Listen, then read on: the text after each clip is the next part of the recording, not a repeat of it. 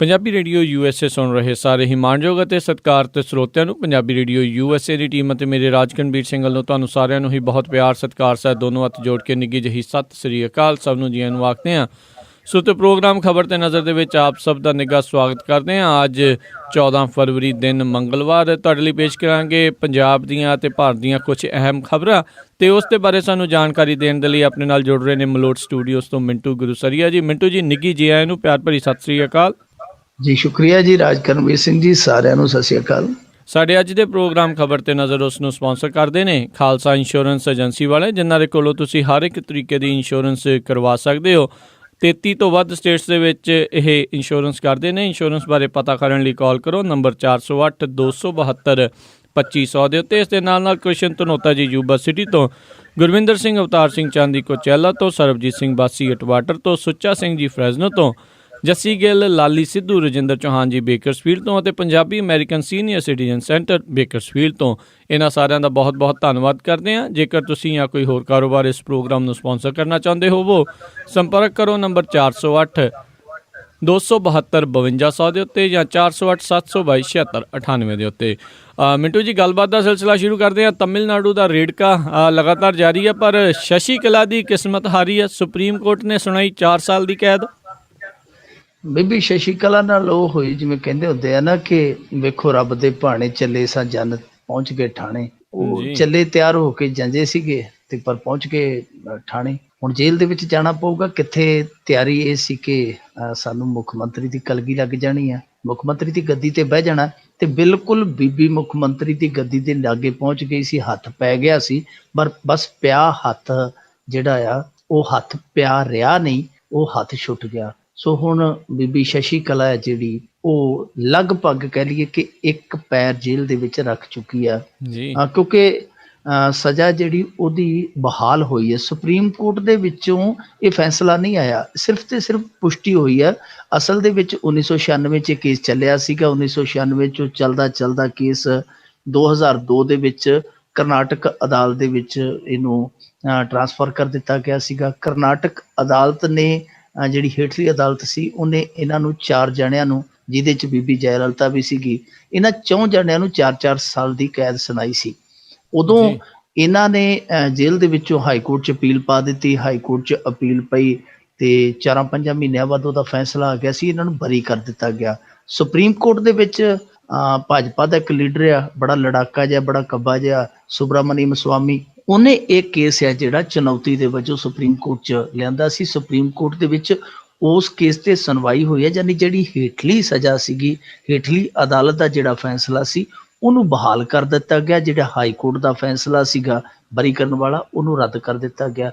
ਸੋ ਹੁਣ ਹੋਏਗਾ ਕਿ ਸਾਰਿਆਂ ਦੀ ਅੱਖ ਜਿਹੜੀ ਹੈ ਉਹ ਇਸ ਸੰਭਾਵਨਾ 'ਤੇ ਹੈ ਕਿ ਹੁਣ ਉੱਥੇ ਹੋਣਾ ਕੀ ਹੈ। ਇਸ ਸੂਰਤ ਦੇ ਵਿੱਚ ਹਾਲਾਂਕਿ ਇਹਨਾਂ ਨੇ ਨਾਲ ਦੀ ਨਾਲ ਪਲਾਨੀਸਾਮੀ ਹੈ ਜਿਹੜਾ ਇਹਨਾਂ ਦਾ ਆਗੂ, ਉਹਨੂੰ ਇਹਨਾਂ ਨੇ ਵਿਧਾਇਕ ਦਲ ਦਾ ਨੇਤਾ ਚੁਣ ਲਿਆ ਬੀਬੀ ਸ਼ਸ਼ੀ ਕਲਾ ਦੀ ਥਾਂ ਤੇ। ਨਾਲ ਹੀ AIADMK ਨੇ ਐਲਾਨ ਕਰ ਦਿੱਤਾ ਕਿ ਅਸੀਂ ਨਜ਼ਰਸਾਨੀ ਦੀ ਪਟੀਸ਼ਨ ਇਹਦੇ 'ਤੇ ਦਾਇਰ ਕਰਾਂਗੇ।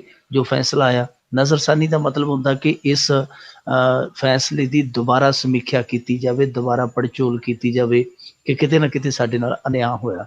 ਪਰ ਉਹਦੇ 'ਚ ਗੁੰਜਾਇਸ਼ ਬੜੀ ਥੋੜ੍ਹੀ ਆ ਕਿ ਸੁਪਰੀਮ ਕੋਰਟ ਆਪਦੇ ਫੈਸਲੇ ਤੇ ਨਜ਼ਰਸਾਨੀ ਕਰਕੇ ਉਹਨੂੰ ਪਲਟ ਦੇਵੇ। ਇਸੇ ਕਰਕੇ ਹੁਣ ਇਹਨਾਂ ਨੇ ਨਾਲ ਦੀ ਨਾਲ ਪਲਾਨੀਸਾਮੀ ਨੂੰ ਹੈ ਜਿਹੜਾ ਉਹ ਆਪਣੇ ਵਿਧਾਇਕ ਦਲ ਦਾ ਨੇਤਾ ਚੁਣ ਲਿਆ।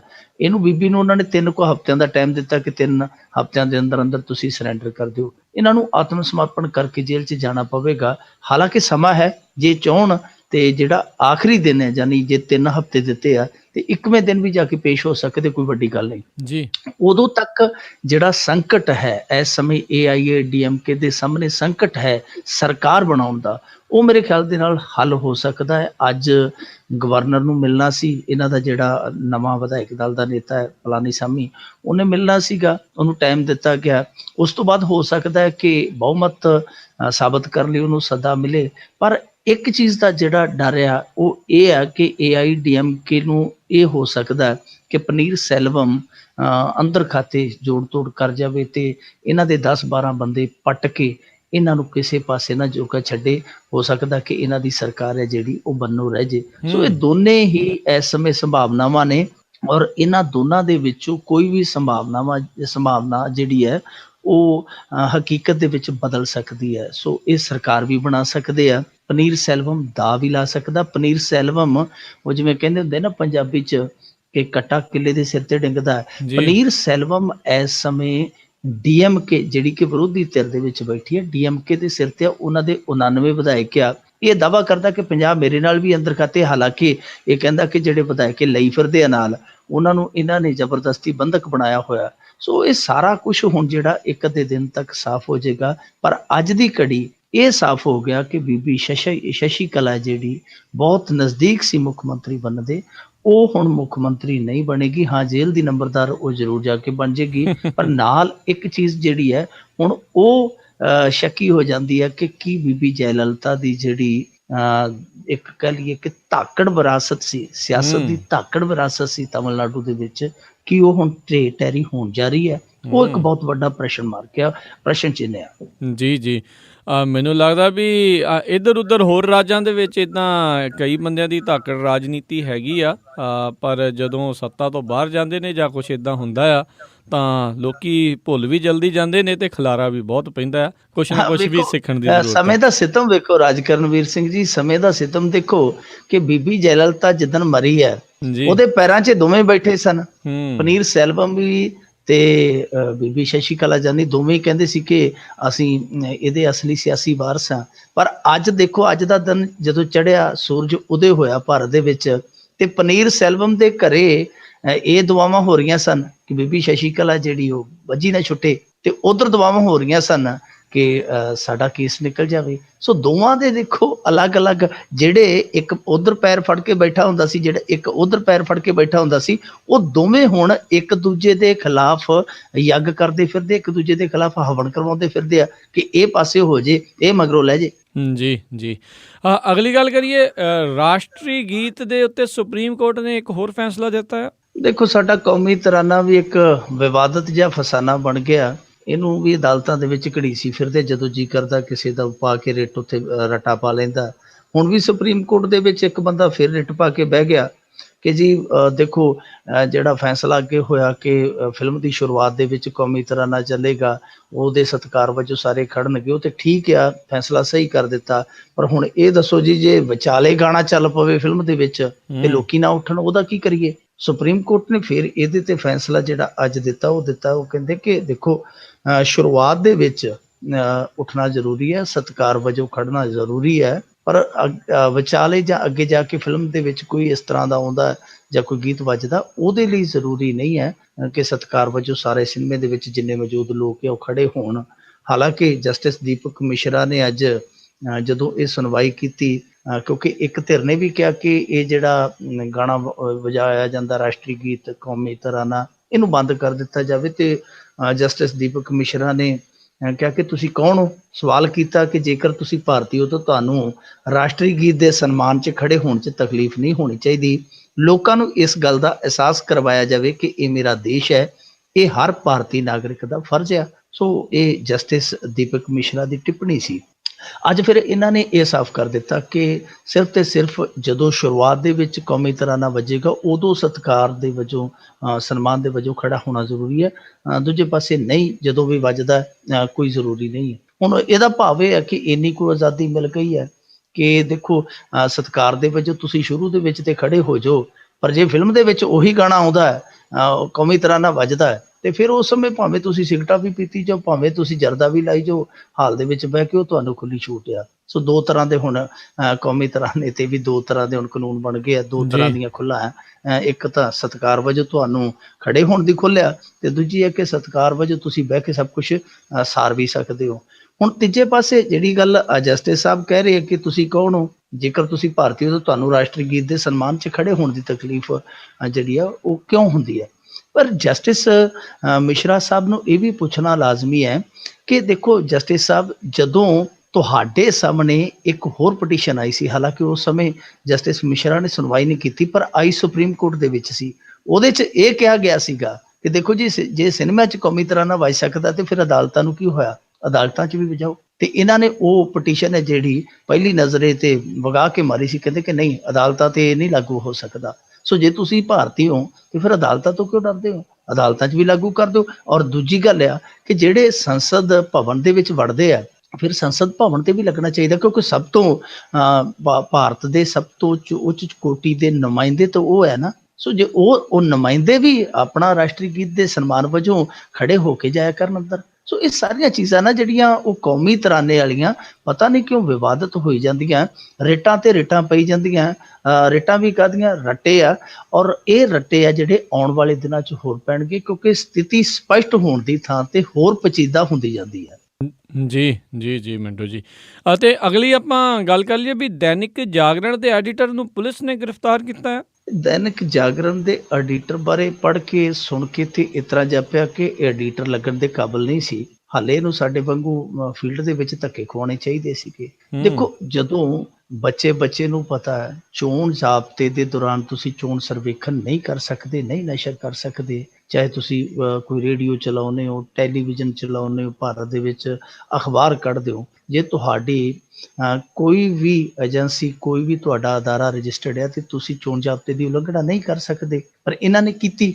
ਇਹਨਾਂ ਨੇ ਕੀਤਾ ਕਿ ਚੋਣ ਜ਼ਾਬਤੇ ਦੇ ਦੌਰਾਨ ਚੋਣ ਸਰਵੇਖਣ ਸੀਗਾ ਜਿਹੜਾ ਉਹ ਵੈਬਸਾਈਟ ਤੇ ਪਾ ਦਿੱਤਾ।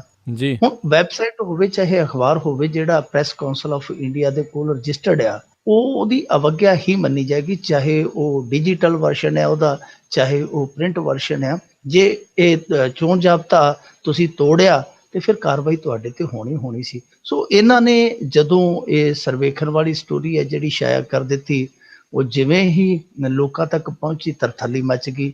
ਨਾਲ ਦੀ ਨਾਲ ਫਿਰ ਇਹਨਾਂ ਜਿਹੜੇ ਜ਼ਿਲ੍ਹਿਆਂ ਦੇ ਵਿੱਚ ਉਹ ਦਿਸਿਆ, ਜਿੱਥੇ ਵੀ ਇਹਨਾਂ ਦਾ ਸਰਵੇਖਣ ਵੇਖਿਆ ਗਿਆ, ਉੱਥੇ ਹੀ ਕੇਸ ਦਰਜ ਕੀਤੇ ਗਏ। ਕਾਫੀ ਕੇਸ ਇਹਨਾਂ ਤੇ ਦਰਜ ਕੀਤੇ ਗਏ ਆ।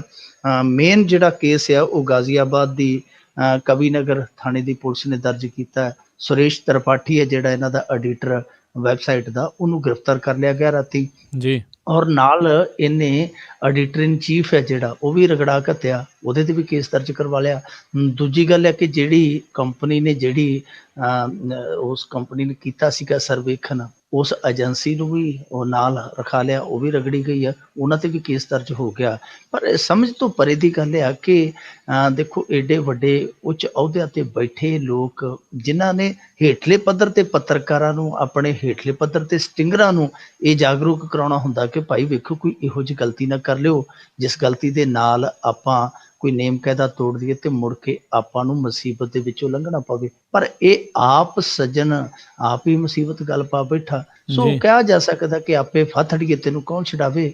ਹੁਣ ਅੱਡੀਆਂ ਚੁੱਕ ਕੇ ਫਾਹ ਲਿਆ, ਨਤੀਜਾ ਭੁਗਤਣਾ ਪੈਣਾ ਹੈ। ਪਰ ਦੈਨਿਕ ਜਾਗਰਣ ਵਰਗਾ ਭਾਰਤ ਦਾ ਜਿਹੜਾ ਉੱਚ ਕੋਟੀ ਦਾ ਅਦਾਰਾ ਹੈ, ਉਹ ਇਸ ਤਰ੍ਹਾਂ ਦੀ ਗਲਤੀ ਕਰ ਜਾਵੇ, ਜ਼ਿਆਦਾ ਰੜਕਦਾ ਹੈ। ਜੀ ਜੀ ਬਿਲਕੁਲ।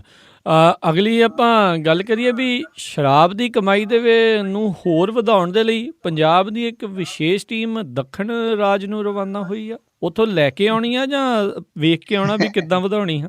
ਜੀ ਹਾਂ, ਵਧਾਉਣੀ ਕਿਸ ਤਰ੍ਹਾਂ, ਕਮਾਈ ਕਿਸ ਤਰ੍ਹਾਂ ਵਧਾਉਣੀ ਆ, ਉਹ ਉਹਨਾਂ ਤੋਂ ਨੁਕਤਾ ਸਮਝ ਕੇ ਆਉਣਾ। ਔਰ ਨੁਕਤਾ ਸਮਝਣ ਲਈ ਜਾਣਾ ਵੀ ਕਿੱਥੇ ਆ? ਜਾਣਾ ਵੀ ਸ਼ਸ਼ੀ ਕਲਾ ਤੇ ਪਨੀਰ ਸੈਲਵਮ ਦੇ ਦੇਸ਼ ਦੇ ਵਿੱਚ ਆ। ਵੈਸੇ ਪਨੀਰ ਨੂੰ ਕਹਿੰਦੇ ਸੀ ਕਿ ਖੱਟਾ ਹੋ ਜਾਣਾ ਤੇ ਪਨੀਰ ਸੈਲਵਮ ਵੇਖ ਲਓ, ਸ਼ਾਹੀ ਪਨੀਰ ਬਣ ਗਿਆ ਅੱਜ ਕੱਲ ਕੱਲਾ ਆਪਣੇ ਦਮ ਤੇ। ਇਹ ਤਮਿਲਨਾਡੂ ਦੇ ਵੱਲ ਜਾ ਰਹੇ ਆ ਕਿ ਤਮਿਲਨਾਡੂ ਦੇ ਵਿੱਚ ਜੋ ਮਾਡਲ ਹੈ, ਐਕਸਾਈਜ਼ ਦਾ ਮਾਡਲ ਹੈ, ਕਰ ਤੇ ਆਬਕਾਰੀ ਵਿਭਾਗ ਦਾ ਉਹਨਾਂ ਦਾ ਮਾਡਲ ਆ, ਉਹ ਬਹੁਤ ਕਮਾਈ ਖੋਰਾ ਹੈ। ਤੇ ਸਾਡਾ ਇੱਥੇ ਜਿਹੜਾ ਮਾਡਲ ਆ ਉਹ ਘਸਿਆ ਪਿਟਿਆ, ਬਾਵਜੂਦ ਇਸ ਦੇ ਕਿ ਸਭ ਤੋਂ ਦੇਸ਼ ਦਾ ਸ਼ਰਾਬੜ ਸੂਬਾ ਜਿਹੜਾ ਉਹ ਪੰਜਾਬ ਆ। ਸਭ ਤੋਂ ਜ਼ਿਆਦਾ ਖਪਤ ਇੱਥੇ ਹੁੰਦੀ ਹੈ, ਸਭ ਤੋਂ ਜ਼ਿਆਦਾ ਕੋਟਾ ਸ਼ਰਾਬ ਦਾ ਇੱਥੇ ਆ। ਪਰ ਕਮਾਈ ਦੇ ਮਾਮਲੇ ਦੇ ਵਿੱਚ ਤਮਿਲਨਾਡੂ ਸਾਥੋਂ ਕਿਤੇ ਅੱਗੇ ਆ। ਤਮਿਲਨਾਡੂ ਦੀ ਜਿਹੜੀ ਸਾਲਾਨਾ ਕਮਾਈ ਆ ਉਹ 26,130 ਕਰੋੜ ਰੁਪਈਆ, ਜਦਕਿ ਸਾਡੀ ਇੱਥੇ ਦੀ ਸਾਲਾਨਾ ਕਮਾਈ ਆ ਉਹ 5500 ਕਰੋੜ ਰੁਪਈਆ ਮਹਿਜ਼। ਹੁਣ ਇਹ ਭੱਜ ਕਿਉਂ ਰਹੇ ਆ? ਇਹਦਾ ਇੱਕ ਕਾਰਨ ਆ, ਇੱਕ ਵਜ੍ਹਾ ਹੈ ਇਹਦੀ। ਦੇਖੋ, ਆਪਣੇ ਇੱਥੇ ਰਾਜ ਕਰਨਵੀਰ ਸਿੰਘ ਜੀ ਇੱਕ ਤੇ ਹੋਇਆ ਸੈਂਟਰਲ ਟੈਕਸਸ, ਇਹ ਔਰ ਦੂਸਰਾ ਵੈਟ। ਇਹਨਾਂ ਦੋਵਾਂ ਤੋਂ ਬਾਅਦ ਜਿਹੜਾ ਤੀਜਾ ਨੰਬਰ ਆਉਂਦਾ ਮਾਲੀਏ ਦਾ, ਉਹ ਆਉਂਦਾ ਸ਼ਰਾਬ ਦਾ। ਤੀਜੀ ਸਭ ਤੋਂ ਵੱਡੀ ਇਨਕਮ ਹੈ ਜਿਹੜੀ ਪੰਜਾਬ ਨੂੰ, ਉਹ ਹੈ ਸ਼ਰਾਬ ਤੋਂ। ਸੋ ਇਹ ਹੁਣ ਸ਼ਰਾਬ ਤੇ ਫਿਰ ਕੇਂਦਰਿਤ ਹੋ ਗਏ ਆ ਕਿ ਸ਼ਰਾਬ ਨੂੰ ਹੀ ਫੌੜੀ ਬਣਾ ਕੇ ਤੇ ਵਿਕਾਸ ਦੇ ਰਸਤੇ ਤੁਰਿਆ ਜਾਵੇ। ਇਸ ਕਰਕੇ ਕੋਸ਼ਿਸ਼ ਕਰ ਰਹੇ ਆ, ਕਿਉਂਕਿ ਦੇਖੋ ਹੁਣ ਜਿਵੇਂ ਨਵੀਂ ਸਰਕਾਰ ਹੋਂਦ ਦੇ ਵਿੱਚ ਆਏਗੀ, ਇਹਨਾਂ ਨੂੰ ਬੜੇ ਸਾਰੇ ਰਗੜੇ ਵੱਜਣੇ ਆ। ਇੱਕ ਤੇ ਸਿੱਧਾ 2700 ਕਰੋੜ ਰੁਪਈਆ ਜਿਹੜਾ ਬਿਜਲੀ ਸਬਸਿਡੀ ਦਾ ਭਰਨਾ ਪੈਣਾ ਨਵੀਂ ਸਰਕਾਰ ਨੂੰ, ਨਾਲ ਹੀ 6ਵਾਂ ਕਮਿਸ਼ਨ ਹੈ ਜਿਹੜਾ ਉਹਦੀਆਂ ਸਿਫਾਰਿਸ਼ਾਂ ਲਾਗੂ ਹੋ ਜਾਣੀਆਂ, 6ਵਾਂ ਵੇਤਨ ਕਮਿਸ਼ਨ ਹੈ ਜਿਹੜਾ ਉਹ ਲਾਗੂ ਹੋ ਜਾਏਗਾ, ਤਾਂ ਉਹਦਾ ਇੱਕ ਬਹੁਤ ਵੱਡਾ ਬੋਝ ਪਵੇਗਾ। ਇਸ ਤੋਂ ਇਲਾਵਾ ਤੁਹਾਨੂੰ ਯਾਦ ਹੋਣਾ 31,000 ਕਰੋੜ ਰੁਪਏ ਵਾਲਾ ਅਨਾਜ ਘੁਟਾਲਾ ਉਹ ਵੀ ਸਿਰ ਤੇ ਪੈ ਗਿਆ, ਉਹਦਾ 3,000 ਕਰੋੜ ਰੁਪਈਆ ਸਾਲ ਦਾ ਵਿਆਜ ਬਣਨਾ। ਇਹ ਸਾਰੇ ਖਰਚੇ ਜਿਹੜੇ ਐਕਸਟਰਾ ਪੈਣ ਜਾ ਰਹੇ ਆ ਪੰਜਾਬ ਤੇ, ਇਹਨਾਂ ਨੇ ਅਫਸਰਸ਼ਾਹੀ ਦੀ ਨੀਂਦ ਉਡਾਈ ਹੋਈ ਆ ਕਿ ਹੁਣ ਕਰਨਾ ਕੀ ਆ, ਕਿਉਂਕਿ ਖਜ਼ਾਨੇ ਦੀ ਹਾਲਤ ਤੇ ਪਹਿਲਾਂ ਹੀ ਰੋਡਵੇਜ ਦੀ ਖਾਲੀ ਬੱਸ ਵਾਂਗੂ ਆ, ਉਹ ਦਬੜ ਦਬੜ ਵੱਜਦੀ ਫਿਰਦੀ ਆ। ਸੋ ਹੁਣ ਇਹ ਅਫਸਰਸ਼ਾਹੀ ਨੇ ਦੇਖਿਆ ਕਿ ਭਾਈ ਆਪਣੀ ਕਮਾਈ ਦਾ ਜਿਹੜਾ ਉਹ ਇੱਕ ਵੱਡਾ ਜ਼ਰੀਆ ਸ਼ਰਾਬ ਆ, ਤੇ ਕਿਉਂ ਨਾ ਉਸ ਮਾਡਲ ਤੋਂ ਕੁਝ ਥੋੜੀ ਜਿਹੀ ਸਿੱਖਿਆ ਲਈ ਜਾਵੇ ਕਿ ਉਸ ਮਾਡਲ ਦੇ ਵਿੱਚ ਇਸ ਤਰ੍ਹਾਂ ਦੀ ਉਹਨਾਂ ਦੀ ਕਾਰਗੁਜ਼ਾਰੀ, ਉਹ ਕਿਸ ਤਰੀਕੇ ਨਾਲ ਕੰਮ ਕਰਦੇ ਆ, ਉਸ ਮਾਡਲ ਦੀਆਂ ਚੰਗੀਆਂ ਗੱਲਾਂ ਜਿਹੜੀਆਂ ਉਹ ਇੱਥੇ ਇੰਪਲੀਮੈਂਟ ਕਰਕੇ ਕਮਾਈ ਆ ਜਿਹੜੀ ਹੋਰ ਵਧਾਈ ਜਾ ਸਕੇ। ਪਰ ਮੇਰੇ ਖਿਆਲ ਦੇ ਨਾਲ ਤਮਿਲਨਾਡੂ 'ਚ ਜਾਣ ਦੀ ਕੀ ਲੋੜ ਸੀ?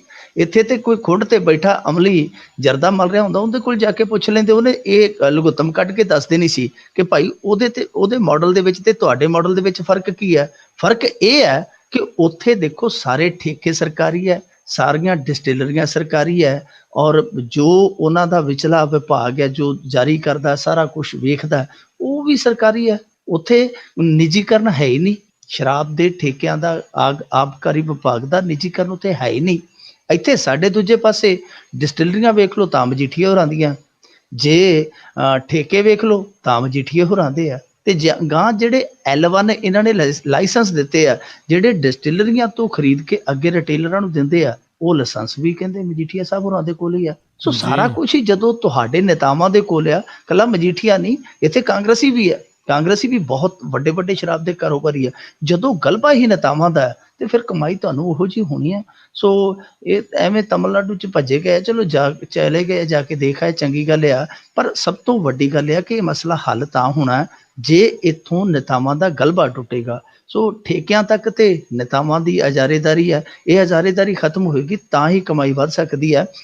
ਉਂਝ ਜਿਹੜਾ ਜਾਨ ਆਉਣ ਵਾਲਾ ਗੱਲ ਹੈ ਨਾ, ਚੇਤੇ ਆ ਗਿਆ, ਇੱਕ ਵਾਰੀ ਵਿਧਾਨ ਸਭਾ ਦੇ ਵਿੱਚ ਲਾਇਬ੍ਰੇਰੀ ਬਣਾਉਣੀ ਸੀਗੀ, ਲਾਇਬ੍ਰੇਰੀ ਲਈ ਕਿਤਾਬਾਂ ਖਰੀਦਣੀਆਂ ਸਨ, ਕਿਤਾਬਾਂ ਲਈ ਇਹਨਾਂ ਨੇ 8 ਮੈਂਬਰੀ ਇੱਕ ਕਮੇਟੀ ਹੈ ਜਿਹੜੀ ਉਹ ਬਣਾ ਦਿੱਤੀ, ਤੇ ਕਹਿੰਦੇ ਜੀ ਇਹ ਕਮੇਟੀ ਹੈ ਜਿਹੜੀ ਕਿਤਾਬਾਂ ਦੀ ਸਿਲੈਕਸ਼ਨ ਕਰੇਗੀ, ਕਿਤਾਬ ਕਿਹੜੀ ਲਿਆਉਣੀ ਹੈ, ਕਿਹੜੀ ਲਾਇਬ੍ਰੇਰੀ 'ਚ ਰੱਖਣੀ ਹੈ। ਤੇ ਕਮਾਲ ਦੀ ਗੱਲ ਇਹ ਸੀ, ਰਾਜ ਕਰਨਵੀਰ ਸਿੰਘ ਜੀ ਉਸ 8 ਮੈਂਬਰੀ ਕਮੇਟੀ ਨੇ ਇੱਕ ਮੀਟਿੰਗ ਕੀਤੀ ਗੋਆ ਦੇ ਵਿੱਚ, ਇੱਕ ਮੁੰਬਈ ਦੇ ਵਿੱਚ, ਇੱਕ ਜੈਪੁਰ ਦੇ ਵਿੱਚ। ਉਹ ਮੀਟਿੰਗਾਂ ਦਾ ਜਿਹੜਾ ਖਰਚਾ ਸੀ ਉਹ ਲਗਭਗ 12 ਲੱਖ ਸੀ, ਤੇ ਜਿਹੜੀਆਂ ਕਿਤਾਬਾਂ ਸਾਲ ਬਾਅਦ ਖਰੀਦੀਆਂ ਉਹ ਮੇਰੇ ਖਿਆਲ ਦੇ ਨਾਲ 20,000 ਦੀਆਂ ਆਈਆਂ ਸਨ। ਸੋ ਇਹ ਵੀ ਕਈ ਵਾਰੀ ਹੋ ਜਾਂਦਾ, ਸੈਰ ਸਪਾਟਾ ਜ਼ਿਆਦਾ ਹੋ ਜਾਂਦਾ, ਕੰਮ ਨਾਲੋਂ ਇਹ ਕੰਮ ਜ਼ਿਆਦਾ ਹੋ ਜਾਂਦਾ, ਪਰ ਜੇ ਦੇਖ ਆਇਆ ਤੇ ਦੇਖ ਕੇ ਕੁਝ ਕਰਨਗੇ, ਡੱਡਾ ਭੋਰਨਗੇ ਤੇ ਚੰਗੀ ਗੱਲ ਆ। ਜੀ ਜੀ। ਅਗਲੀ ਆਪਾਂ ਮਿੰਟੂ ਜੀ ਗੱਲ ਕਰੀਏ ਵੀ ਫਿਰੋਜ਼ਪੁਰ ਦੀ ਪੁਲਿਸ ਨੇ ਪੱਤਰਕਾਰ ਨੂੰ ਚੁੱਕਿਆ ਰੌਲਾ ਪੈਣ ਤੇ ਫੇਲ ਹੋਈ ਪੁਲਿਸ ਦੀ ਅਸਲ ਸਕੀਮ। ਦੇਖੋ ਪੁਲਿਸ ਨੇ ਤਰਥੱਲੀ ਮਚਾਈ ਹੋਈ ਹੈ, ਪਤਾ ਨਹੀਂ ਕਿ ਇਹਨਾਂ ਨੂੰ ਥੋੜਾ ਜਿਹਾ ਖੁੱਲਾ ਟਾਈਮ ਮਿਲ ਗਿਆ ਕਿ ਉੱਤੇ ਜਿਵੇਂ ਹੁਣ ਹਾਥੀ ਤੇ ਕੁੰਡਾ ਨਾ ਹੋਵੇ ਤੇ ਹਾਥੀ ਮਸਤ ਜਾਂਦਾ, ਹਾਥੀ ਜਿਹੜਾ ਹੈ ਜੀ ਭੁਚਾਲ ਲਿਆ ਦਿੰਦਾ, ਕਿਉਂਕਿ ਕੁੰਡਾ ਹੈ ਨਹੀਂ ਹੁਣ। ਬਾਦਲ ਸਾਹਿਬ ਤੇ ਅਮਰੀਕਾ ਦੇ ਵਿੱਚ ਤੇ ਛੋਟੇ ਬਾਦਲ ਸਾਹਿਬ ਉਹ ਵੀ ਮਜ਼ਾਜ ਪੁਰਸ਼ੀ ਲਈ ਪਿੱਛੇ ਚਲੇ ਗਏ ਉਹਨਾਂ ਦੇ। ਸੋ ਇੱਥੇ ਕੋਈ ਨਹੀਂ, ਉੱਧਰੋਂ ਦੇਖੀਏ ਤਾਂ ਸਰਕਾਰਾਂ ਦੀਆਂ ਜਿਹੜੀਆਂ ਤਕਦੀਰਾਂ ਉਹ ਮਸ਼ੀਨਾਂ ਦੀ ਕੁੱਖ ਦੇ ਵਿੱਚ ਕਹਿਦੇ ਆ ਕਿ ਕਿੰਨੇ ਬਣਨਾ, ਕਿੰਨੇ ਪਾਵਰ ਦੇ ਵਿੱਚ ਆਉਣਾ। ਸਾਰਾ ਇਸ ਸਮੇਂ ਜੇ ਕਹਿ ਸਕਦੇ ਕਿ ਪੰਜਾਬ ਸੱਤਾਹੀਨ ਆ, ਕੋਈ ਵੀ ਸੱਤਾ ਦੇ ਵਿੱਚ ਹੈ ਨਹੀਂ, ਤਾਕਤ ਦੇ ਵਿੱਚ ਹੈ ਨਹੀਂ। ਸੋ ਇੱਕ ਤਰ੍ਹਾਂ ਨਾਲ ਪੁਲਿਸ ਹੈ ਜਿਹੜੀ ਖੁੱਲ੍ਹ ਕੇ ਖੇਡਦੀ ਪਈ ਆ, ਔਰ ਉਸ ਖੁੱਲ੍ਹ ਦੇ ਵਿੱਚ ਕੰਮ ਵੀ ਚੰਗੇ ਕੀਤੇ, ਕੁਝ ਗ੍ਰਿਫਤਾਰੀਆਂ ਇਹਨਾਂ ਨੇ ਕੀਤੀਆਂ, ਕੁਛ ਤੇ ਦੱਸਦੇ ਆ ਕਿ ਕੁਛ ਤੇ ਪੈਰਾਂ ਦੇ ਥੱਲੇ ਆ ਗਏ ਬਟੇਰੇ ਆਪ ਹੀ ਇਹਨਾਂ ਦੇ, ਪਰ ਕੁਝ ਗ੍ਰਿਫਤਾਰੀਆਂ ਹੋਈਆਂ ਵੀ ਆ। ਹੁਣ ਇੰਨੀ ਜ਼ਿਆਦਾ ਪਤਾ ਨਹੀਂ ਤੇਜ਼ੀ ਕਿਉਂ ਵਰਤੀ ਜਾ ਰਹੀ ਹੈ ਕਿ ਇੱਕ ਮੁੰਡਾ ਇਹਨਾਂ ਨੇ ਮਲੇਰਕੋਟਲੇ ਦੇ ਵਿੱਚ ਫੜਕਾਤਾ, 21 ਸਾਲਾਂ ਦਾ, ਬਿਨਾਂ ਗੱਲ ਤੋਂ ਬੇਦੋਸ਼ਾ ਮਾਰ ਕੱਤਿਆ। ਹੁਣ ਅੱਜ ਇੱਕ ਹੋਰ ਇਹਨਾਂ ਦਾ ਜਿਹੜਾ ਝੂਠ ਆ ਉਹ ਨੰਗਾ ਹੋਇਆ। ਫਰੀਦਕੋਟ ਕਚਹਿਰੀਆਂ ਦੇ ਵਿੱਚ ਇਹਨਾਂ ਨੇ ਛਾਪੇਮਾਰੀ ਕੀਤੀ ਸਾਦੇ ਕੱਪੜੇ ਪਾ ਕੇ। ਮੀਡੀਆ ਨੂੰ ਭਿਣਕ ਲੱਗ ਗਈ ਕਿ ਇਹਨਾਂ ਨੇ ਬੰਦੇ ਚੁੱਕਣੇ ਆ। ਮੀਡੀਆ ਉੱਥੇ ਆਸੇ-ਪਾਸੇ ਪਹਿਲਾਂ ਹੀ ਜਾ ਕੇ ਆਪਣੀ ਪੋਜੀਸ਼ਨ ਲੈ ਕੇ ਖੜ ਗਿਆ। ਜਦੋਂ ਇਹਨਾਂ ਨੇ ਰੋਟੀ ਖਾਂਦੇ 4 ਮੁੰਡੇ ਚੁੱਕੇ, ਉਸ ਸਮੇਂ ਰੌਲਾ ਪੈ ਗਿਆ, ਲਾਲਾ ਲਾਲਾ ਹੋ ਗਈ, ਕਿਉਂਕਿ ਸਾਰੀ ਪੁਲਿਸ ਹੀ ਸੀ ਜਿਹੜੀ ਫਿਰੋਜ਼ਪੁਰ ਦੀ ਉਹ ਸਾਦੇ ਕੱਪੜਿਆਂ 'ਚ ਸੀ। ਲੋਕਾਂ ਨੇ ਆਖਿਆ ਕਿਤੇ ਬੰਦੇ ਚੁੱਕਣ, ਬੰਦੇ ਪੈ ਗਏ ਆ। ਉਹਨਾਂ ਦਾ ਵਿਰੋਧ ਹੋਇਆ, ਉਹਨਾਂ ਦੇ ਵਿੱਚੋਂ 2 ਮੁੰਡੇ ਤੇ ਛੁੱਟ ਕੇ ਭੱਜ ਗਏ, 2 ਇਹਨਾਂ ਨੇ ਕਾਬੂ ਕਰ ਲਏ। ਜਦੋਂ 2 ਕਾਬੂ ਕਰ ਰਹੇ ਸੀਗੇ ਤੇ ਉਹਨਾਂ ਦੀ ਕੋਈ ਫੁਟੇਜ ਪੱਤਰਕਾਰ ਬਣਾ ਰਿਹਾ ਸੀਗਾ, ਬਾਈਟ ਕਰ ਰਿਹਾ ਸੀਗਾ। ਉਸ ਸਮੇਂ ਉਸ ਪੱਤਰਕਾਰ ਵੱਲ ਪੁਲਿਸ ਨੂੰ ਤਾ ਚੜ ਗਿਆ ਵੇਖ ਕੇ। ਉਹਨਾਂ ਨੇ ਉਸ ਪੱਤਰਕਾਰ ਨੂੰ ਵੀ ਗੱਡੀ 'ਚ ਸੁੱਟ ਲਿਆ। ਜਦੋਂ ਪੱਤਰਕਾਰ ਨੂੰ ਇਹਨਾਂ ਨੇ ਚੁੱਕ ਲਿਆ, ਨਾਲ ਹੀ ਉੱਥੇ ਫਿਰ ਭੁਚਾਲ ਆ ਗਿਆ ਕਿ ਇਹ ਕੀ ਬਣ ਗਿਆ, ਪੱਤਰਕਾਰ ਹੀ ਚੁੱਕ ਲਿਆ, ਅਗਵਾ ਕਰ ਲਿਆ ਪੱਤਰਕਾਰ। ਹੌਲੀ ਹੌਲੀ ਗੱਲ ਫਿਰ ਪ੍ਰੈਸ ਕਲੱਬ ਤੱਕ ਪਹੁੰਚੀ। ਪ੍ਰੈਸ ਕਲੱਬ ਦੇ ਜ਼ਰੀਏ ਉਹਨਾਂ ਦੇ ਘਰ ਦੇ, ਉਹਨਾਂ ਦੇ ਰਿਸ਼ਤੇਦਾਰ ਜਿਹੜੇ, ਉਹਨਾਂ ਨੂੰ ਸੂਚਿਤ ਕੀਤਾ ਗਿਆ। ਉਹ ਸਾਰੇ ਇਕੱਠੇ ਹੋ ਕੇ ਫਰੀਦਕੋਟ ਪੁਲਿਸ ਮੁਖੀ ਕੋਲ ਗਏ। ਡਾਕਟਰ ਨਾਨਕ ਸਿੰਘ ਉੱਥੇ SSP ਆ, ਉਹਨੂੰ ਪੁੱਛਿਆ ਕਿ ਭਾਈ ਤੁਹਾਨੂੰ ਕਿਸੇ ਪੁਲਿਸ ਨੇ ਆ ਕੇ ਤਲਾਹ ਕੀਤੀ ਹੈ ਕਿ ਅਸੀਂ ਬੰਦੇ ਤੋਂ ਫੜਨੇ ਆ? ਉਹਨੇ ਕਿਹਾ ਕਿ ਨਹੀਂ, ਸਾਨੂੰ ਤਾਂ ਕਿਸੇ ਨੇ ਸੂਚਿਤ ਹੀ ਨਹੀਂ ਕੀਤਾ। ਫਿਰ ਪੱਤਰਕਾਰ ਨੂੰ 2 ਕੁ ਘੰਟਿਆਂ ਬਾਅਦ ਛੱਡਿਆ ਗਿਆ। ਪੱਤਰਕਾਰ ਨੇ ਜਿਹੜੀ ਕਹਾਣੀ ਦੱਸੀ ਹੈ, ਕਹਾਣੀ ਲੂੰ ਕੰਡੇ ਖੜੇ ਕਰਦੀ ਹੈ। ਉਹ ਕਹਿੰਦਾ ਕਿ ਇਹ ਮੁੰਡੇ ਜਿਹੜੇ ਇਹਨਾਂ ਨੇ ਫੜਨੇ ਸਨ, ਗਾਂਹ ਜਾ ਕੇ ਇਹਨਾਂ ਦਾ ਸ਼ਿਕਾਰ ਖੇਡਣਾ ਸੀ, ਮਤਲਬ ਕਿ ਇਨਕਾਊਂਟਰ ਬਣਾਉਣਾ ਸੀ। ਉਹਦੇ ਲਈ ਕਹਿੰਦੇ ਕਿ ਪਿੰਡ ਦਾ ਨਾਂ ਇੱਕ ਪੱਖੀ, ਉਸ ਪੱਖੀ ਪਿੰਡ ਨੂੰ ਚੁਣਿਆ ਗਿਆ ਸੀ। ਉੱਥੇ ਗੱਲ ਨਹੀਂ ਬਣੀ, ਫਿਰ ਗਾਂ ਗੋਲੇ ਵਾਲੇ ਪਿੰਡ ਗਏ।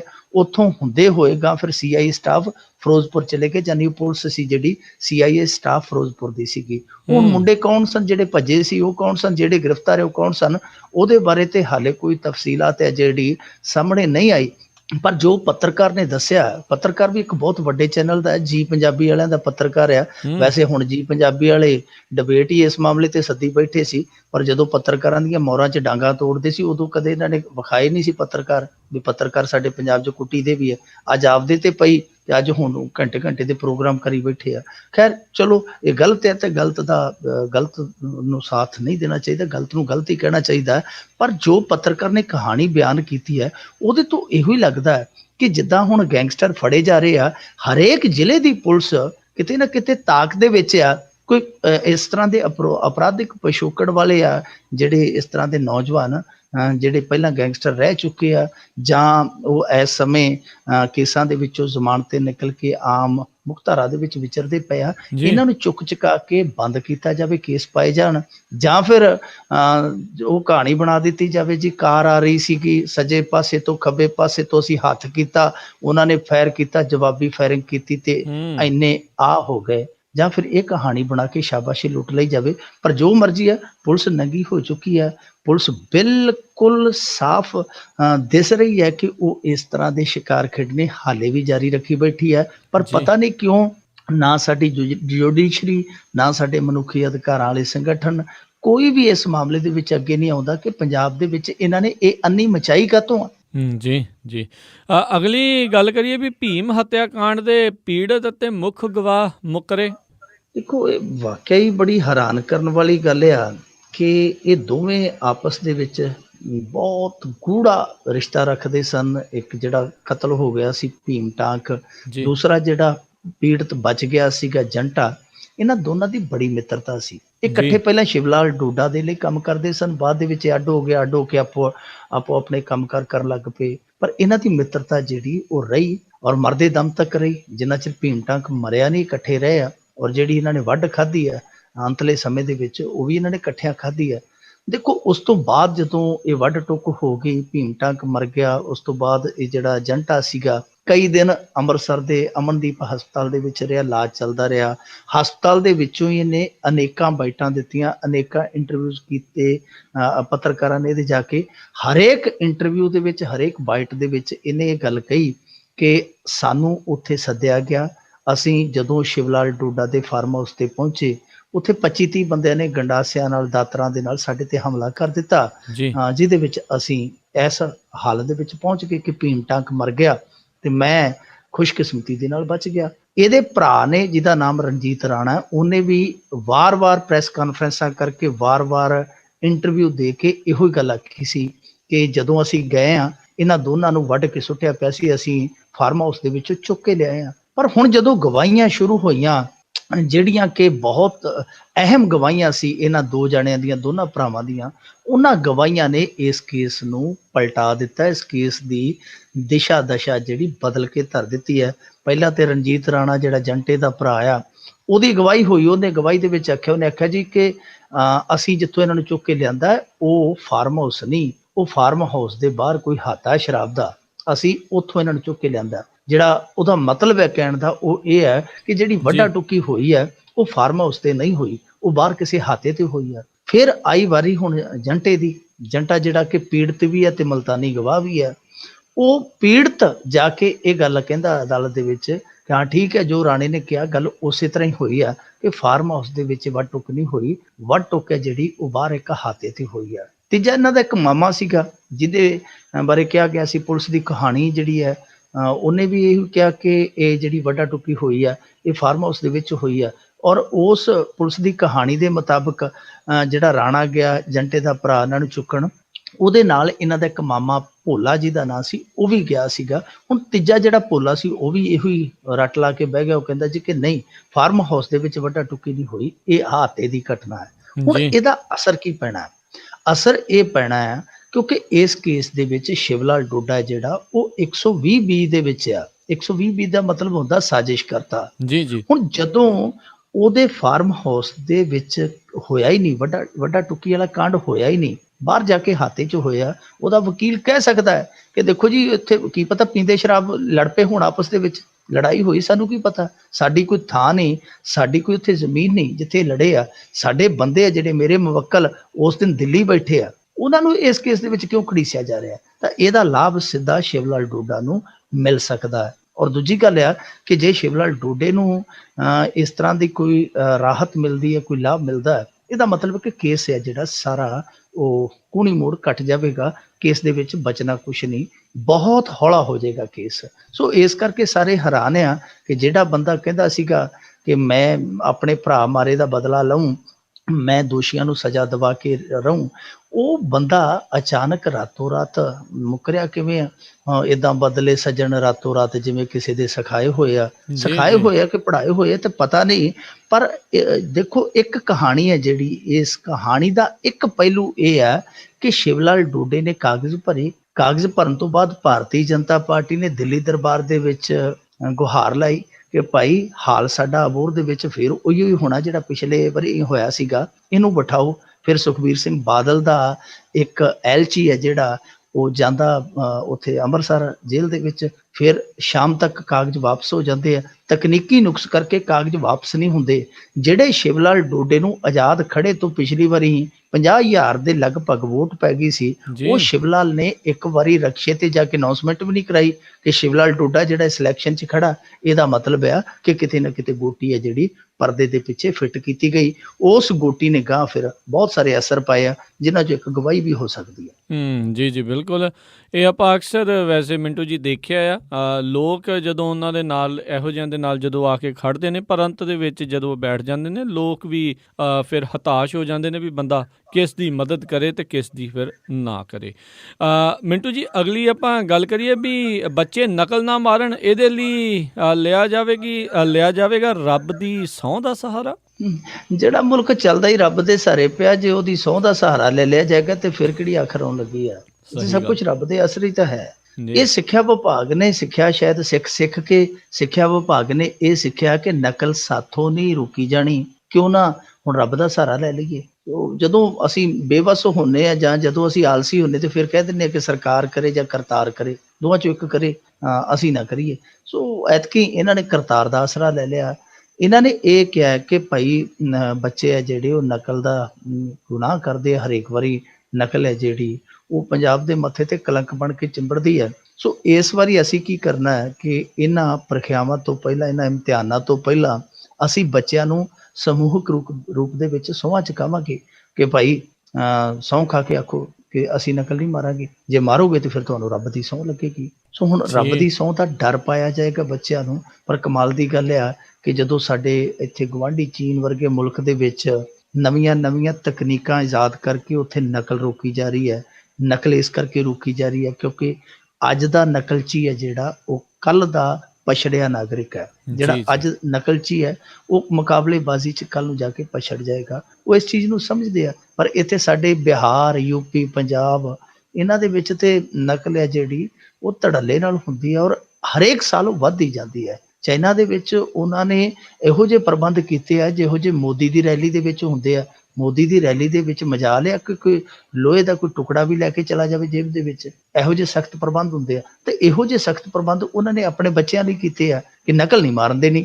ਜੇ ਕੋਈ ਮਾਰਦਾ ਵੀ ਹੈ ਮਸਲਨ ਜੇ ਕਿਤੇ ਕੋਲੇ ਬਲੂਟੁੱਥ ਵੀ ਹੈ ਨਹੀਂ, ਜੇ ਕਿਸੇ ਕੋਲ ਪਰਚੀ ਵੀ ਨਹੀਂ ਚੱਲਦੀ, ਹੋਰ ਕੋਈ ਵੀ ਸਰੋਤ ਨਹੀਂ ਹੈ ਨਕਲ ਮਾਰਨ ਦਾ, ਤੇ ਆਸੇ ਪਾਸੇ ਝਾਕਦਾ ਕਿ ਉਹਦੇ ਤੋਂ ਵੇਖ ਲਵਾਂ, ਉਹਦੇ ਤੋਂ ਵੇਖ ਲਵਾਂ, ਉਹਦੀ ਵੇਖਣੀ ਬੰਦ ਕਰ ਲਈ ਵੀ ਉਹ ਸਿਰ ਤੇ ਚੜਾ ਦਿੰਦੇ ਅਖਬਾਰ ਵਾਲਾ ਬਣਾ ਕੇ ਟੋਪਾ ਜਿਹਾ, ਕਿ ਸਿਰਫ ਤੇ ਸਿਰਫ ਤੇਰੀ ਨਿਗਾਹ ਜਿਹੜੀ ਉਹ ਆਪਣੇ ਆਨਸਰ ਸ਼ੀਟ ਤੇ ਜਾਵੇ, ਆਸੇ ਪਾਸੇ ਨਾ ਜਿਵੇਂ ਜਿਵੇਂ ਘੋੜੇ ਦੇ ਅੱਖਾਂ ਦੇ ਖੋਪੇ ਜੇ ਲਾ ਦਿੰਦੇ ਆ ਕਿ ਨਾ ਇੱਧਰ ਵੇਖੇ ਨਾ ਇੱਧਰ ਵੇਖੇ, ਬਸ ਆਪਣੇ ਰਮਤੇ ਰਮਤੇ ਚਾਲ ਚੱਲੀ ਜਾਵੇ। ਉਹ ਜਦੋਂ ਇਹੋ ਜਿਹੀਆਂ ਸਖਤਾਈਆਂ ਕਰਨ ਡਏ ਆ ਤੇ ਅਸੀਂ ਕੀ ਕਰਨ ਡਏ ਆ? ਅਸੀਂ ਕਹਿਣ ਡਏ ਆ ਕਿ ਜੋ ਕਰੇਗਾ ਰੱਬ ਕਰੇਗਾ, ਰੱਬ ਦੀ ਸਹੁੰ ਪਵਾ ਦਿਓ ਤੇ ਬਾਕੀ ਅਸੀਂ ਆਪਦੇ ਕੰਮ 'ਚ ਲੱਗ ਜਾਈਏ, ਆਪਦੇ ਕੰਮ 'ਚ ਲੱਗ ਜਾਣ। ਤੇ ਸਹੁੰਆਂ ਦਾ ਠੀਕ ਆ ਕਿ ਡਰ ਸਾਡੇ ਜਿਵੇਂ ਬੱਚਿਆਂ ਨੂੰ ਬਿੱਜੂ ਦਾ ਡਰ ਪਾਇਆ ਜਾਂਦਾ ਛੋਟੇ ਹੁੰਦਿਆਂ ਨੂੰ ਕਿ ਬਿੱਜੂ ਆਜੂ, ਬਿੱਜੂ ਲੈ ਜਾਊਗਾ, ਉਹ ਸਾਰੀ ਜ਼ਿੰਦਗੀ ਉਹ ਬਿੱਜੂ ਤੋਂ ਡਰਦਾ ਰਹਿੰਦਾ। ਉਸੇ ਤਰ੍ਹਾਂ ਮਾਂ ਰੱਬ ਦੇ ਨਾਂ ਦਾ, ਰੱਬ ਦੀ ਸਹੁੰ ਦਾ ਡਰ ਪਾਉਂਦੀ ਹੈ ਕਿ ਜੇ ਝੂਠ ਬੋਲਿਆ ਤੇ ਰੱਬ ਦੀ ਸਹੁੰ ਲੱਗਣੀ, ਰੱਬ ਦਾ ਪਾਪ ਲੱਗੂਗਾ। ਇਹ ਸਾਰਾ ਕੁਝ ਸਿਖਾਉਂਦੀ ਆ। ਪਰ ਪਰਲੇ ਪਾਸੇ ਬਾਪੂ ਖੜਾ, ਉਹ ਕੁਝ ਹੋਰ ਹੀ ਸਿਖਾ ਦਿੰਦਾ। ਉਹ ਕਹਿੰਦਾ ਗੱਲ ਸੁਣ, ਜੇ ਕਿਤੇ ਅੜੀ ਫਸੀ ਦੇ ਵਿੱਚ ਸਹੁੰ ਚੁੱਕਣੀ ਵੀ ਪਵੇ ਤੇ ਸਹੁੰ ਚੁੱਕ ਕੇ ਉੱਤੋਂ ਘੁੱਟ ਪਾਣੀ ਦਾ ਪੀ ਲਈ, ਸਹੁੰ ਕੱਖ ਨਹੀਂ ਕਰਦੀ। ਜੀ ਬਿਲਕੁਲ। ਤੇ ਮਿੰਟੂ ਜੀ, ਆਪਾਂ ਜੇ ਅਗਲੀ ਗੱਲ ਕਰੀਏ ਵੀ ਵੋਟਿੰਗ ਮਸ਼ੀਨਾਂ ਦੀ ਸੁਰੱਖਿਆ ਨੂੰ ਲੈ ਕੇ ਆਮ ਆਦਮੀ ਪਹੁੰਚੀ ਜਿਹੜੀ ਆ ਚੋਣ ਕਮਿਸ਼ਨਰ ਕੋਲ, ਕੈਪਟਨ ਨੇ ਕਿਹਾ ਵੀ ਹਾਰ ਦੀ ਨਮੋਸ਼ੀ ਤੋਂ ਬਚਣ ਦੇ ਬਹਾਨੇ ਭਾਲ ਰਹੇ ਆ। ਦੇਖੋ, ਆਮ ਆਦਮੀ ਪਾਰਟੀ ਦਾ ਤੌਖਲਾ ਆਪਣੇ ਉਹਨਾਂ ਦੇ ਲੱਗਦਾ ਉਹਨਾਂ ਨੂੰ ਕਿ ਸਾਡੇ ਨਾਲ ਕਿਤੇ ਨਾ ਕਿਤੇ ਜਿਹੜੀ ਹੈ ਉਹ ਇਸ ਤਰ੍ਹਾਂ ਦੀ ਕੋਈ ਹੇਰਾਫੇਰੀ ਅਮਲ 'ਚ ਲਿਆਂਦੀ ਜਾ ਸਕਦੀ ਹੈ, ਹੋ ਸਕਦੀ ਹੈ, ਸੰਭਾਵਨਾ। ਇਸੇ ਕਰਕੇ ਉਹਨਾਂ ਨੇ ਅੱਜ ਮਨੀਸ਼ ਸਿਸੋਦੀਆ ਦੀ ਅਗਵਾਈ ਦੇ ਵਿੱਚ ਚੋਣ ਕਮਿਸ਼ਨਰ ਨੂੰ ਮਿਲ ਕੇ ਇਹ ਗੱਲ ਕਹੀ ਹੈ, ਆਪਣਾ ਤੌਖਲਾ ਜ਼ਾਹਰ ਕੀਤਾ ਕਿ ਭਾਈ ਜਿਹੜੀਆਂ ਕੁਝ ਗਤੀਵਿਧੀਆਂ ਹੋ ਰਹੀਆਂ ਨੇ EVM ਮਸ਼ੀਨਾਂ ਦੇ ਕੋਲ, ਖਾਸ ਤੌਰ ਤੇ ਦਾਖਾ ਦੇ ਵਿੱਚ ਰੌਲਾ ਪੈ ਗਿਆ, ਫਿਰ ਜਲੰਧਰ ਜ਼ਿਲ੍ਹੇ ਦੇ ਵਿੱਚ ਪੈ ਗਿਆ, ਕੱਲ ਤੁਹਾਨੂੰ ਪਤਾ ਹੀ ਹੋਣਾ ਪਟਿਆਲੇ ਦੇ ਵਿੱਚ ਇੱਕ ਰੌਲਾ ਪੈ ਗਿਆ। ਉਹ ਇਹਨਾਂ ਤਮਾਮ ਗਤੀਵਿਧੀਆਂ ਨੂੰ ਲੈ ਕੇ ਉੱਥੇ ਆਪਣੀ ਫਿਕਰਮੰਦੀ ਜ਼ਾਹਰ ਕਰਨ ਗਏ ਸਨ।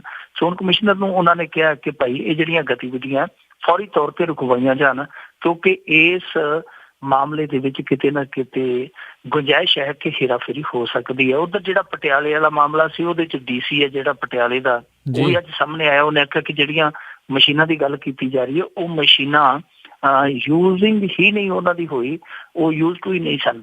ਯਾਨੀ ਉਹ ਜਿਹੜੀਆਂ ਮਸ਼ੀਨਾਂ ਕਹਿੰਦੇ ਕਿ ਹਟਾਈਆਂ ਜਾ ਰਹੀਆਂ ਸਨ, ਚੁੱਕੀਆਂ ਜਾ ਰਹੀਆਂ ਸਨ, ਉਹ ਮਸ਼ੀਨਾਂ ਵਰਤੀਆਂ ਨਹੀਂ ਗਈਆਂ, ਉਹ ਅਣਵਰਤੀਆਂ ਸਨ। ਸੋ ਦੂਜੇ ਪਾਸੇ ਆਮ ਆਦਮੀ ਪਾਰਟੀ ਵਾਲੇ ਜਿਹੜੇ ਉਹ ਇਹਨਾਂ ਸਾਰੀਆਂ ਚੀਜ਼ਾਂ ਨੂੰ ਰੱਦਦੇ ਆ, ਮੂਲੋਂ ਹੀ ਰੱਦਦੇ। ਉਹ ਕਹਿੰਦੇ ਕਿ ਇਹ ਹੇਰਾਫੇਰੀ ਕਰਨ ਦੀ ਚਾਲ ਸੀਗੀ, ਹੇਰਾਫੇਰੀ ਕਰਨ ਦੀ ਸਾਜ਼ਿਸ਼ ਸੀ। ਸੋ ਉਧਰ ਦੋਸ਼ ਪ੍ਰਤੀ ਦੋਸ਼ ਜਾਰੀ ਹੈ। ਪਰ ਸੰਨੇ ਕੈਪਟਨ ਅਮਰਿੰਦਰ ਸਿੰਘ ਅੱਜ ਬੋਲ ਪਿਆ। ਉਹ ਕਹਿੰਦਾ ਜੀ ਕਿ ਇਹ ਜਿਹੜੀਆਂ ਹੁਣ ਕਰਦੇ ਫਿਰਦੇ ਆ ਆਪ ਉਧਰੀਆਂ ਤੇ ਪਾਗਲਪਨ ਆ, ਇਹ ਜਿਸ ਤਰ੍ਹਾਂ ਸੰਵਿਧਾਨਕ ਸੰਸਥਾ ਤੇ ਦੋਸ਼ ਲਾਉਂਦੇ ਆ, ਇਹ ਆਪਣੀ ਨਮੋਸ਼ੀ ਬਚਾਉਣ ਦਾ ਬਹਾਨਾ ਲੱਭਦੇ ਪਏ। ਸੋ ਕੈਪਟਨ ਅਮਰਿੰਦਰ ਸਿੰਘ ਨੇ ਉਹਨਾਂ ਦੀ ਹਾਰ ਦੀ ਵੀ ਭਵਿੱਖਬਾਣੀ ਕਰ ਦਿੱਤੀ ਹੈ, ਪੇਸ਼ੀਨਗੋਈ ਕਰ ਦਿੱਤੀ ਹੈ। ਨਾਲ ਇਹ ਵੀ ਦੱਸ ਦਿੱਤਾ ਹੈ ਕਿ ਇਹ ਬਹਾਨਾ ਤਲਾਸ਼ ਰਹੇ ਆ ਕਿ ਜਦੋਂ ਹਾਰ ਜਾਣਗੇ, ਹਾਰਨ ਤੋਂ ਬਾਅਦ ਕਹਿਣਗੇ ਕਿ ਜੀ ਸਾਡੇ ਨਾਲ ਤੇ ਹੇਰਾਫੇਰੀ ਹੋ ਗਈ। ਸੋ ਕੈਪਟਨ ਅਮਰਿੰਦਰ ਸਿੰਘ ਨੇ ਇਹਨਾਂ ਦਾ ਮਜ਼ਾਕੀਆ ਉਡਾਇਆ। ਪਰ ਕੈਪਟਨ ਅਮਰਿੰਦਰ ਸਿੰਘ ਨੂੰ ਬੰਦਾ ਪੁੱਛੇ ਕਿ ਜੇ ਤੈਨੂੰ ਇੰਨਾ ਹੀ ਭਰੋਸਾ EVM ਮਸ਼ੀਨਾਂ ਤੇ, ਤੈਨੂੰ ਇੰਨਾ ਹੀ ਭਰੋਸਾ ਸਰਕਾਰੀ ਮਸ਼ੀਨਰੀ ਤੇ ਤੂੰ ਮਲੋਟ ਦੇ ਵਿੱਚ ਜਾ ਕੇ ਲੰਬੀ ਵਾਲੀਆਂ EVM ਮਸ਼ੀਨਾਂ ਦੇ ਮੂਹਰੇ ਐਡਾ ਵੱਡਾ ਤਾਲਾ ਕਿਉਂ ਲਮਕਾਇਆ ਭਾਈ? ਬਿਲਕੁਲ ਜੀ, ਬਿਲਕੁਲ। ਕਹਿਣਾ ਸੌਖਾ ਆ ਤੇ ਬਾਕੀ ਡਰ ਜਿਹੜਾ ਜੀ ਸਾਰਿਆਂ ਨੂੰ ਹੀ ਬਣਿਆ ਰਹਿੰਦਾ ਆ। ਤੇ ਮਿੰਟੂ ਜੀ, ਬਹੁਤ ਬਹੁਤ ਤੁਹਾਡਾ ਧੰਨਵਾਦ ਕਰਦੇ ਹਾਂ, ਤੁਸੀਂ ਸਾਡੇ ਨਾਲ ਜੁੜੇ, ਇਹਨਾਂ ਖਬਰਾਂ ਬਾਰੇ ਸਾਨੂੰ ਵਿਸਥਾਰ ਦੇ ਵਿੱਚ ਜਾਣਕਾਰੀਆਂ ਦਿੱਤੀਆਂ। ਅਗਲੀ ਵਾਰ ਤੱਕ ਲਈ ਤੁਹਾਡਾ ਬਹੁਤ ਬਹੁਤ ਧੰਨਵਾਦ, ਬਹੁਤ ਮਿਹਰਬਾਨੀ। ਸਤਿ ਸ੍ਰੀ ਅਕਾਲ ਜੀ। ਸ਼ੁਕਰੀਆ ਜੀ, ਸਤਿ ਸ੍ਰੀ ਅਕਾਲ। ਤੇ ਸਰੋਤਿਓ, ਇੱਥੇ ਹੀ ਸਾਡਾ ਅੱਜ ਦਾ ਇਹ ਪ੍ਰੋਗਰਾਮ ਖਬਰ ਤੇ ਨਜ਼ਰੋਂ ਹੁਣ ਸਮਾਪਤ ਹੁੰਦਾ ਹੈ। ਹੁਣ ਮੈਨੂੰ ਰਾਜਕਨਵੀਰ ਸਿੰਘ ਨੂੰ ਇਜਾਜ਼ਤ ਦਿਓ। ਮੇਰੇ ਵੱਲੋਂ ਵੀ ਤੁਹਾਨੂੰ ਸਾਰਿਆਂ ਨੂੰ ਬਹੁਤ ਪਿਆਰ ਸਤਿਕਾਰ ਸਹਿਤ ਦੋਨੋਂ ਅੱਜ ਜੋੜ ਕੇ ਨਿੱਘੀ ਜਿਹੀ ਸਤਿ ਸ੍ਰੀ ਅਕਾਲ। ਜਿੰਦੇ ਵਾਸਤੇ ਰਹੋ, ਹੱਸਦੇ ਖੇਲਦੇ ਰਹੋ ਤੇ ਸੁਣਦੇ ਰਹੋ ਪੰਜਾਬੀ ਰੇਡੀਓ USA।